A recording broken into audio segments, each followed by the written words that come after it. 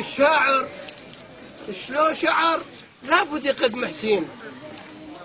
ابن حيدر علي هو يسوى دموع العين وياه الجفل زينب بيوم الدار البين الخوة خوة العباس ويا حسين لجل الدين ضحى بروحه وتشفين كل هذا ورفض ينشال خايف من عتب سكنه تقل الماء يا عم وين سوى حدود الخوة وتعدى وزاد كون حسين ضاموا بهم هراد الخوة تريد حد لابد ما تراد 70,000 و70 يا أهل العقل ما تنقاس يا 70 القامة تقص راس براس لو ميت ألب المشرعة ما يرجف قلب عباس قلت تجروا مايك أزرق يا فرات عمت عينك وانت ذنبك مو ذنب يفطر سمه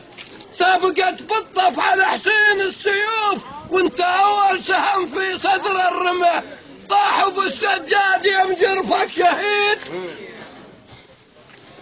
طاحوا بالسجاد يوم جرفك شهيد أثر على حسين حاله وألمه تدري لو مايك وصل يم الخيام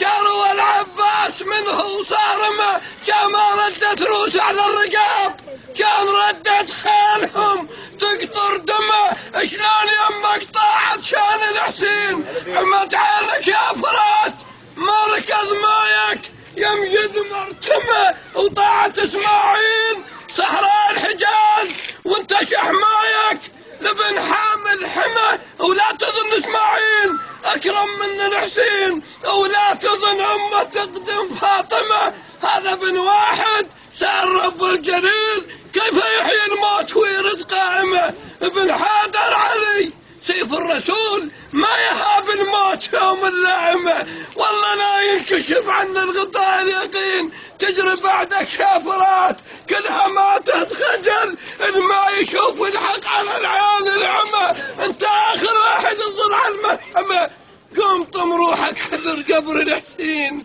واعتذر ربك واطلب مرحمه قوم اغتسل مايك برمل الحسين ويا نهر يتيممه شوف فرق بينك وبين الكرم حسين شاف الدين عطشان بدمه ضحى اخر قدره من دمه الشريف وهاي ثورة الحجة ثورة قائمة حسين صاف ووصفه من ماء